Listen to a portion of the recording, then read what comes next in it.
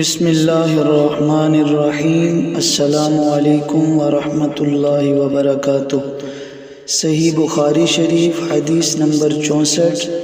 حضرت سیدنا عبداللہ ابن عباس رضی اللہ تعالی عنہ نے خبر دی کہ رسول اللہ صلی اللہ علیہ وآلہ وسلم نے ایک شخص کو اپنا مکتوب دے کر بھیجا اور اس کو حکم دیا کہ یہ مکتوب بحرین کے امیر کو دے۔ بحرین کے امیر نے وہ مکتوب کسریٰ کو دے دیا۔ اس نے جب اس مکتوب کو پڑھا تو اس کو پھاڑ کر ٹکڑے ٹکڑے کر دیا۔ ابن شہاب کہتے ہیں، میرا گمان ہے کہ ابن المسیب نے کہا کہ رسول اللہ صلی اللہ علیہ وآلہ وسلم نے ان کے خلاف یہ دعا کی، ان کے ٹکڑے ٹکڑے کر دیے جائیں، پورے پورے ٹکڑے۔ سامعین محترم، اس روایت میں آپ نے سماعت فرمایا کہ ایک شخص کو حضور نے اپنا مکتوب دے کر بھیجا اور وہ مکتوب جب کسریٰ کے پاس پہنچا تو اس نے اس کے ٹکڑے ٹکڑے کر دیے۔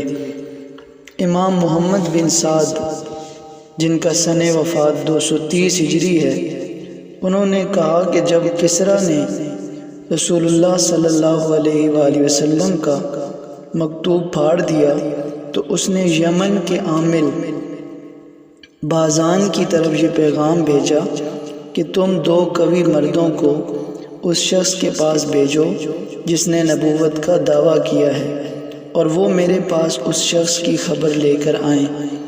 بازان نے اپنا مکتوب دے کر اپنے 2 آدمیوں کو بھیجا۔ وہ مدینہ میں آئے اور انہوں نے بازان کا مکتوب نبی پاک صلی اللہ علیہ وآلہ وسلم کو دیا۔ نبی کریم صلی اللہ علیہ وآلہ وسلم مسکرائے اور ان کو اسلام کی دعوت دے دی۔ ان کے کندھے کپ کپانے لگے۔ آپ نے فرمایا، تم اپنے گورنر کو یہ پیغام پہنچا دینا کہ میرے رب نے اس کے رب کسریٰ کو آج رات 7 گھنٹے پہلے قتل کر دیا ہے۔ یہ 7 ہجری 10 جمادی الاولیٰ منگل کی رات تھی۔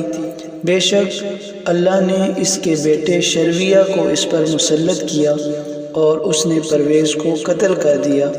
زہری نے کہا ہے کہ جب بازان کو یہ خبر پہنچی تو وہ اپنے ساتھیوں سمیت مسلمان ہو گیا۔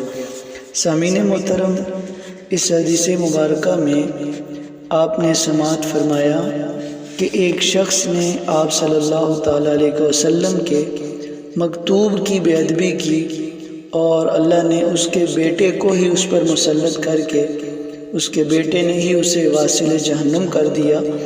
تو جب حضور کے مکتوب کی بے ادبی کرنے کا اتنا برا انجام ہے تو پیارے نبی پاک صلی اللہ تعالیٰ علیہ وسلم کی ذات والا صفات کی بے ادبی کرنے کا کتنا بڑا وبال ہو سکتا ہے۔